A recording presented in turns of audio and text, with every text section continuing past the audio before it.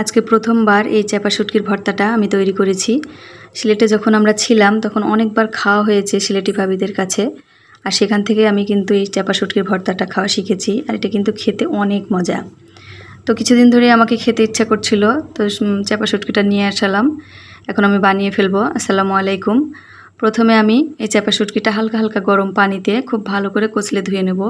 এটা কিন্তু বেশ ময়লা ময়লা থাকে, খুব ভালো করে ধুয়ে নিতে হবে। আমি একবারে 8-10 বার খুব ভালো করে ধুয়ে নিয়েছি। ধুয়ে নেওয়া হয়ে গেলে কিন্তু মানে অনেক কাজ হয়ে গেল, কারণ এই ধোয়াটাই কিন্তু ঝামেলার কাজ। এখন আমি সরিষার তেল দিয়ে দিলাম, কড়াইয়ের মধ্যে দিয়ে দিলাম শুকনো মরিচটাকে মচমচা করে ভেজে উঠিয়ে নিলাম। আর একটা পুরো রসুন আমি একদম খুব ভালো করে পরিষ্কার করে রেখেছি, দিয়ে দিলাম রসুনটাকে আমি খুব ভালো করে একদম মচমচা করে ভেজে উঠিয়ে নেব, লাল লাল করে ভেজে আর কি। আর এই ভর্তাটা কিন্তু বানানো একেবারেই সোজা, আর এটি খেতে কিন্তু